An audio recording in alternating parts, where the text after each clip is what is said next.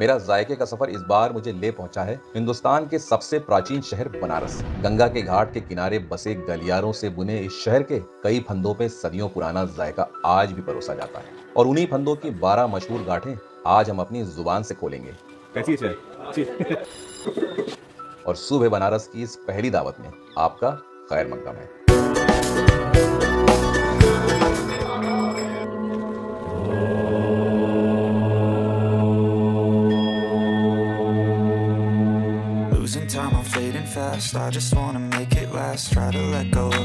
एक दिन ख्वाब में बनारस का एक मंजर सा कौंधा, जैसे काशी की गलियां मुझे बुला रही हैं। हालांकि मैं कभी बनारस गया नहीं था, लेकिन फिर भी पता नहीं क्यों माजी के ये मंजर सच से लग रहे थे।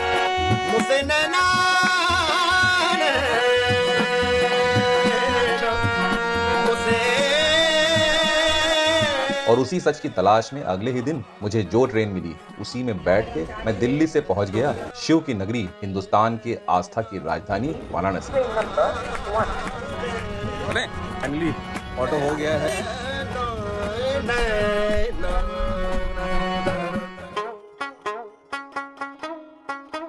गंगोत्री से पैदा हुई गंगा का सफर 3000 सालों से आबाद इस शहर से गुजरता है, जिसके पहले संगम पे वरुणा और दूसरे संगम पे 80 नदी का मेल होता है। और इन्हीं दो नामों को जोड़कर पैदा हुआ 84 घाटों का ये शहर वाराणसी। इसी काशिका में रोशन हुए कबीरदास और रविदास, तो यहीं तुलसीदास ने रामचरित्र मानस भी लिखी। यहीं से पूरे जग में चमका गौतम बुद्ध का धर्म चक्र परिवर्तन का पहला उपदेश।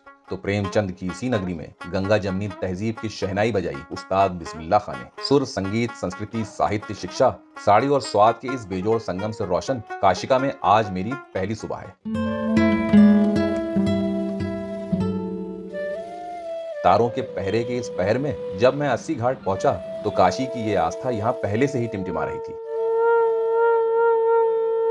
दीपक की रोशनी में झिलमिलाते इन सिरों के पीछे मैं सब कुछ बड़ी खामोशी से महसूस कर रहा था। 7 पत्थर की गुलाबी तख्तों पे 7 पुजारी जाफरानी कलफदार रेशमी लिबास पहने देवी गंगा को शुक्राना अदा कर रहे हैं और मंत्रों के जाप पे घूमती इस आरती को गंगा आरती कहते हैं। आरती खत्म होते होते पूरा शहर जग चुका था, लेकिन एक सूरज था कि ठंड का लिहाफ ओढ़े मस्त सो रहा था। मेरी भूख बर्दाश्त से बाहर हो रही थी, इसलिए मैंने भी रिक्शा किया और सीधे पहुंच गया चौक।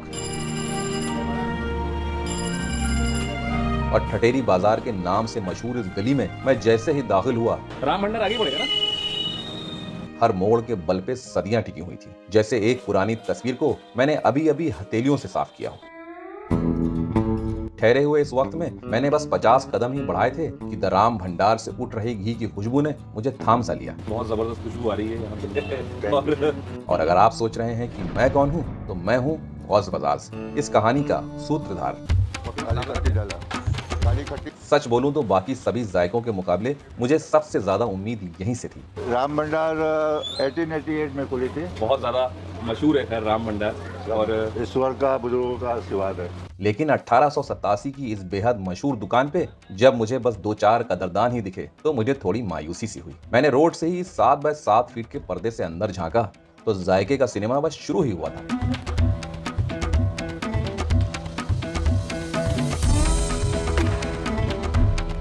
और भाप छोड़ती गरम कढ़ाई पे जलवा अफरोज थे इस पिक्चर के सबसे अहम किरदार गोलू। तो आप कितने टाइम से यहाँ काम कर रहे हैं? 20 साल हो गए। 20 साल हो गया आपको। आपका नाम क्या है? गुल्लू। गुल्लू। आप भी बनारस से ही हैं? पीढ़े को अपने पैरों से फंसाए गोलू गोल आटे की लोइयों से गोल गोल पूरियां बेल बेल कर कढ़ाई में लगातार एक के बाद एक तैराते जाते।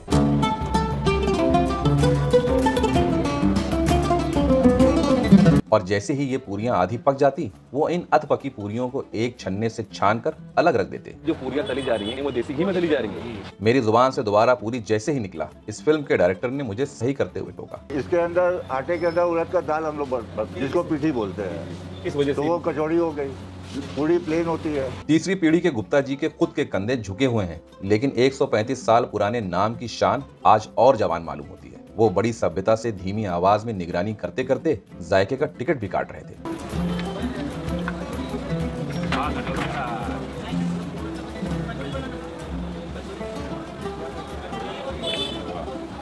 इधर भीड़ बढ़ने लगी तो मुझे थोड़ा सुकून मिला। अब कढ़ाई में एक साथ 4 की जगह 10 कचौड़ियां एक साथ खस्ता होने लगी।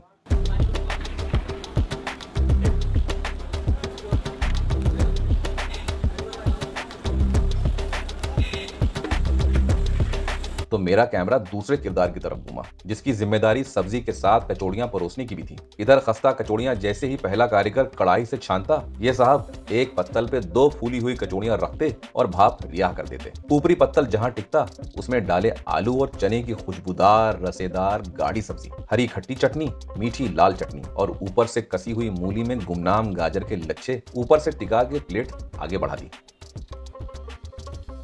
तो यहाँ पहले भी टेस्ट किया है? नहीं, वो वीडियो देख देख के घूम रहे हैं यहाँ पे। आप लोगों की वीडियो देखते हैं। बहुत ही डिफरेंट और यूनिक स्टाइल है और वो छन्ने में ही जलेबी उतारते हैं। इतने में जलेबियों के भी कई ऑर्डर्स एक साथ आए तो रुमाल नुमा मोटे कपड़े से पहले कारीगर मैदानी से फूल नुमा छल्ले छन्ने के ऊपर ही बनाने लगा। दही होता है, उस पर जलेबी उतरती है। जी।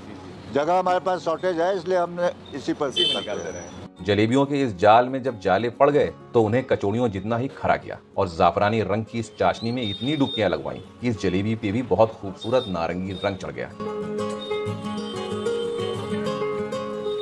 देखते ही देखते द राम भंडार का शो हाउसफुल हो गया और गोलू जी की रफ्तार चौगुनी हो गई, लेकिन वो पूरी महफिल बगैर रुके थमे अपने हुनर के जलवे से संभाले रहे। मेन चीज गरम मसाला होता है जी।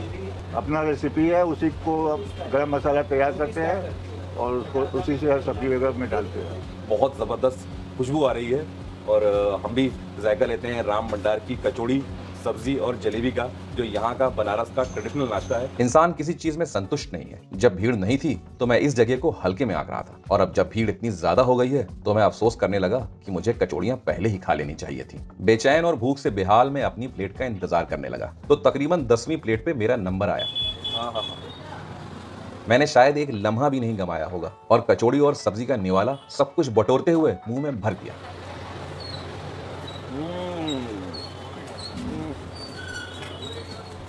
बहुत ज़बरदस्त, बहुत ज़बरदस्त। वो जो मीठी और हरी चटनी है ना, उसका भी अपना एक अलग सा मजा आ रहा है इसमें। व्याकुल मन तृप्त हो गया। सच में ये मोक्ष का जायका है। सुकून है ऐसे नाश्ते में। इधर मैंने दोबारा सब्जी लेके कचौड़ी समेटी, उधर कारीगर ने गोल कचौड़ियों को गाढ़ी चने की सब्जी के साथ परोसा।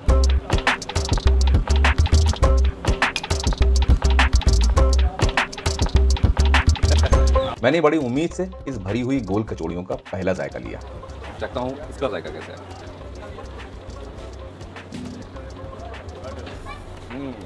बहुत ज़बरदस्त है, कचौड़ी की टक्कर की नहीं है। जलेबी के बगैर तो बनारस का नाश्ता ही अधूरा है। अरे वाह, जलेबी भी यहाँ छोटी छोटी है, खस्ता है, सोनी है।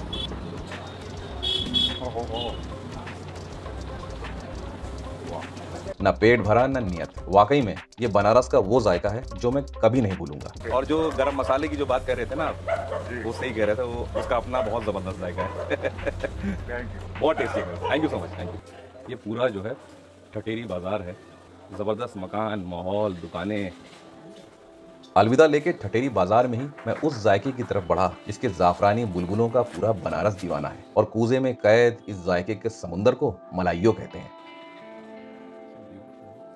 कहते हैं मलाइयों की इजाद काशी में ही हुई थी। सर्दी के मौसम में ग्वालों का तबका खौलते हुए दूध को गंगा किनारे ओस की बूंदों से पूरी रात ठंडा करते हैं, जिस वजह से घंटों मतने पर यह जादुई झाग पैदा होता है, जिसे बनारस में मलाइयो, कानपुर में निमीश, लखनऊ में मक्खन मलाई और दिल्ली में दौलत की चाट कहते हैं।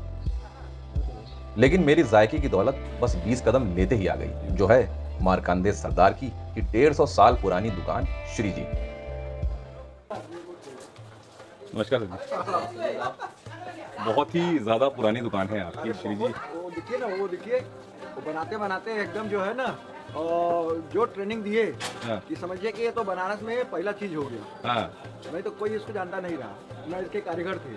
आज भी बनारस में कम से कम हजारों लोग बेचेंगे, लेकिन जो टेस्ट, क्वालिटी, वो ढूंढते हुए लोग यहाँ तक आते हैं। ढूंढते हुए आएंगे। ये मलैया शुरू हुए 70 साल हो गया बनारस में, हमारे क्या से स्टार्ट हुआ है।